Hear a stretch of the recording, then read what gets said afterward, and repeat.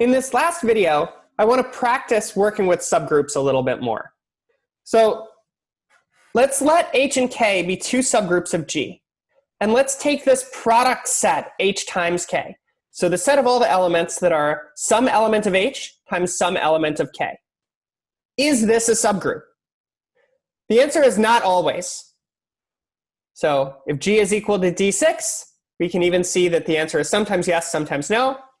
Like if H is equal to this cyclic subgroup of size 2 generated by a reflection, K is equal to some other cyclic subgroup of size 2 generated by a reflection, you can see that this product set HK is 1 S SR, and then S times SR, which is R. This is not a subgroup. It's not closed under multiplication. Like R squared isn't in here. So R times R is not in here. But if you take H equals the cyclic subgroup generated by R, and K to be the one generated by S, you can see that HK is the whole group G. So what I want to do in this video, the first thing is understand when is this product set HK a subgroup. And the reason why I'm presenting this here isn't so much that this is an important result that's going to come up a lot. It's more that this gives us the kind of useful practice working with subgroups that'll be useful for solving all different sorts of problems. So the result, which is proposition 14 in section 3.2, is that this HK is a subgroup if and only if HK equals KH. Okay, so if and only if statement, first we'll assume that HK equals KH, and we'll show that HK is a subgroup. So the identity is in here. H and K are both subgroups, so they both contain the identity. So 1 times 1 is certainly in this set. So it's not empty. So then how do you show something's a subgroup? Subgroup criterion. Let's suppose X and Y are in HK. We have to show that X, Y inverse is in HK. Okay, so what do we know? Well, X is in HK, so X equals H1 times K1 for some H1 in H, K1 in K. I'm just writing down all the things that we know. So Y is equal to H2 times K2 for some H2 in H, K2 in K. Okay, so now there's kind of a clever idea in here. We want to say something about X, Y inverse. So what do we know about Y inverse? So Y inverse, well, this is equal to H2 K2 inverse, which is K2 inverse times H2 inverse.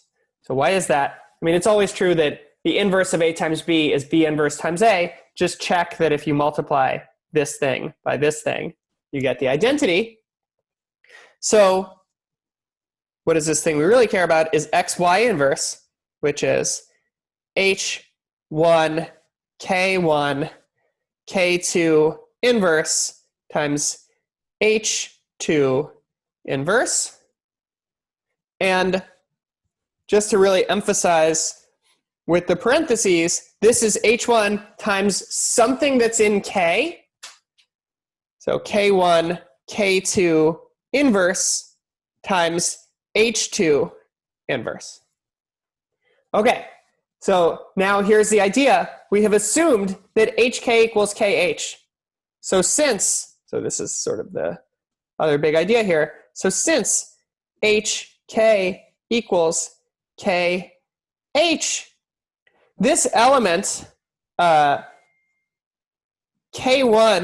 times K2 inverse times H2 inverse, well, this is definitely in KH because it's something in K times something in H. So that means there exists, let's say, H3 and K3 such that, or let me say much, like to be really careful, H3 in H, K3 in K, such that K1, K2 inverse, H2 inverse equals H3, K3. Okay, so now where are we? Well, xy inverse now, xy inverse is now equal to h1 times h3k3. h3k3. So to be really careful, there are parentheses here. By the associative law, this is just h1, h3 times k3. And this is definitely in hk, because it's something in h times something in k. And that's it for this direction. So what have we done? We've used the assumption that kh equals hk to take this term in the middle that was harder to deal with and rewrite it as something that was in hk. So this proof, what did we do? We really just wanted to apply the subgroup criterion. So we wrote down everything that we knew, and then we wrote down the element that we cared about, xy inverse. And at some point, we need to do something. We need to use the assumption that hk equals kh. And once you do that, the last step sort of falls through. So let me pause and erase, get more space, and prove the other direction. Now let's prove the other direction, where we first suppose that hk is a subgroup of G, and we show that hk equals kh. So how do we show that hk equals kh? Let's show inclusion both ways. So to show that kh is included in hk, we'll use the fact that hk is a subgroup. So here's the idea. So since the identity is in H, certainly this product set, if you just take little h to be the identity, K is a subgroup of HK. And then same idea exactly, since 1 is in the subgroup K, H is a subgroup of HK. So if you take the elements inside a subgroup and you multiply them together, you stay in the subgroup. It doesn't matter what order you multiply in. So let me just say, since subgroups are closed under the operation, if we take anything in K, which is inside our subgroup, and multiply by anything in H, which is inside our subgroup, we're going to stay inside our subgroup HK. So that's one direction. Now let's show inclusion the other way, that HK is contained in KH. So what we're going to do is just pick some element inside HK. Since HK is a subgroup,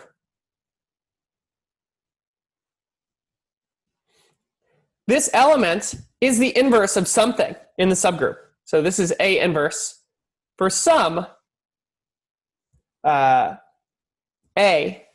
in HK.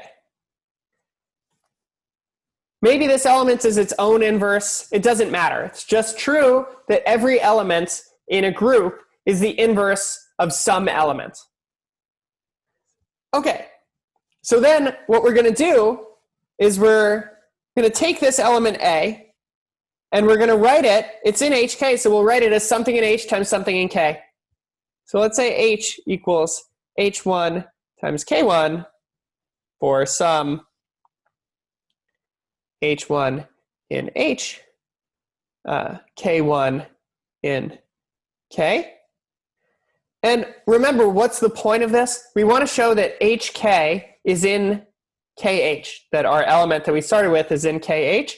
So that means A inverse is equal to K1 inverse times H1 inverse. This is definitely in KH. It's something in K times something in H, but this is the special element that we started with. So what have we shown? We've shown that any element in HK is contained in KH. So HK is contained in KH. And now we've shown inclusion each way, and we're done. So I'll pause and erase, and then I'll state a corollary of this result. So what did we just prove? We proved that this product set HK is a subgroup of G if and only if HK equals KH. As a corollary, let's now suppose that H is a subgroup of the normalizer of K.